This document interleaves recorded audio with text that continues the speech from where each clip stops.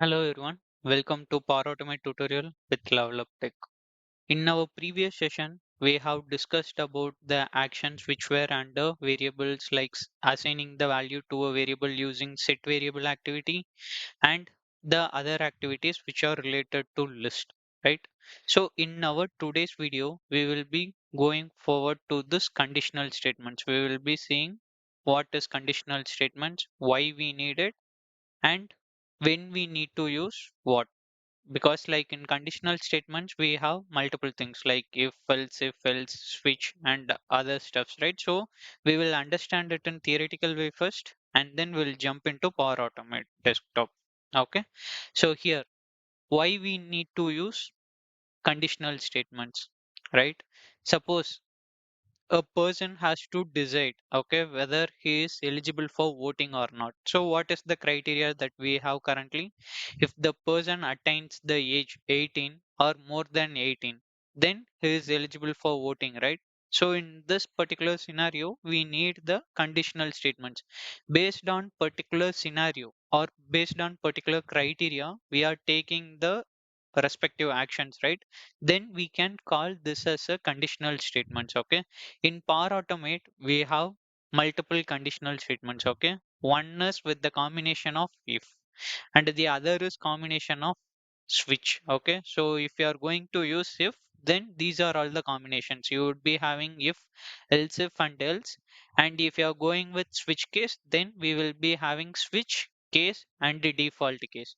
So here itself, it is getting separated into two categories, right? So now you might get a question like when to use which conditional statements, when to use if and when to use switch. In simpler terms, what we can do is like what how we can say is we can use if when you are going to get the result as true or false, basically a boolean result. Okay, and when we need to use switch, if you are having multiple probabilities, right, possible probabilities, then we can use switch. Okay, so for if activity we have already seen the example, right, like the eligible for voting criteria. And for switch, right, suppose if the user gives the value as 1, right, then the possibility should be like it should choose as Monday. Okay, and if the user enters the value as 2, then it should go to the Tuesday. Okay, basically the Tuesday has to be triggered and it should be shown as a output to the end user. So in general, what is switch? Like we will be using for turning on and turning off of our like any electrical goods, right? So basically if we are turning on, then it will be turned on, the lights and the fans will be turned on without checking any conditions, right? Directly that part will be getting executed or invoked.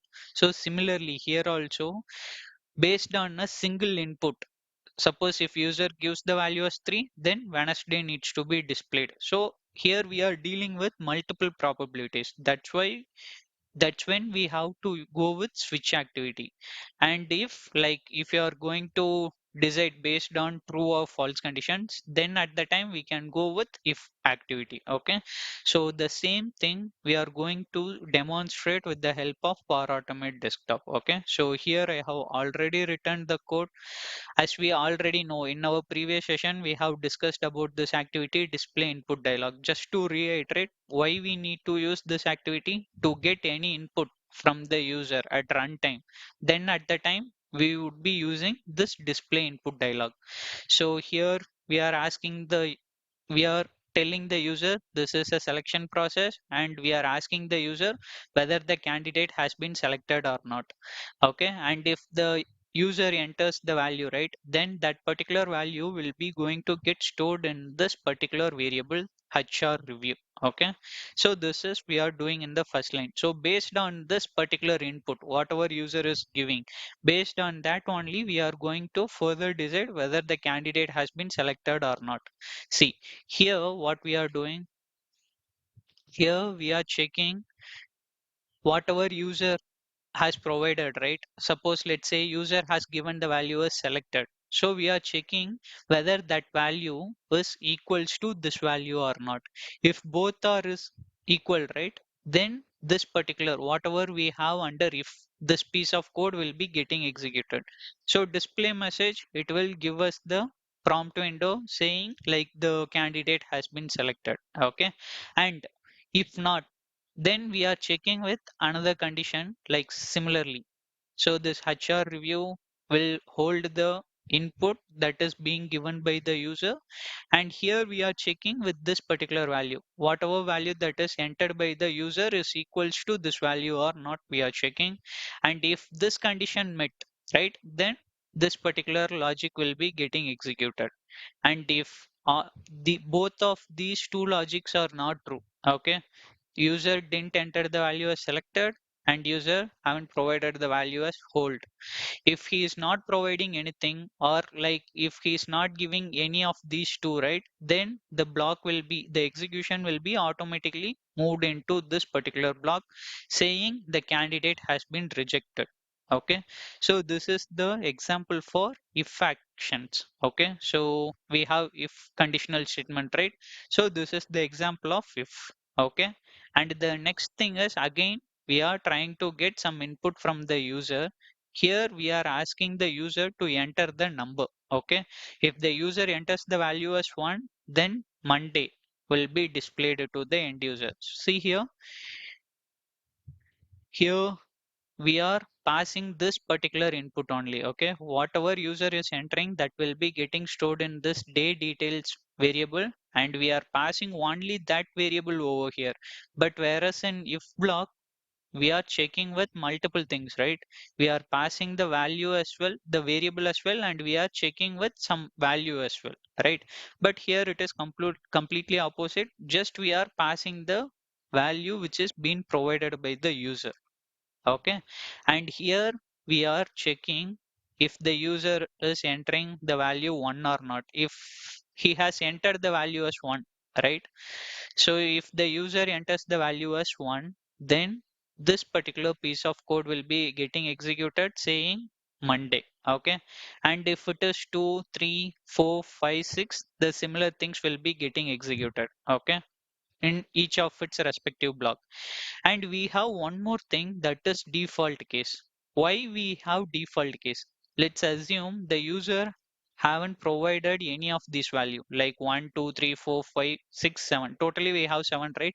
The user haven't provided any of this value. He has provided something like 8. Okay.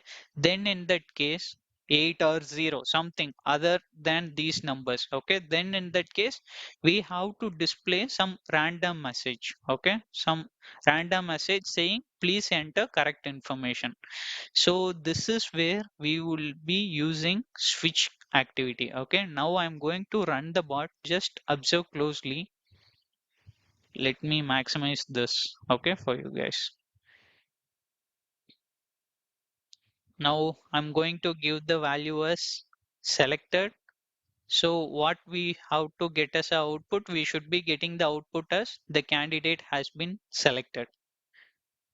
And you could see the candidate has been selected. Once this particular piece of action is executed, then all these else if and else will become void. This thing will not get executed because this condition is true, right?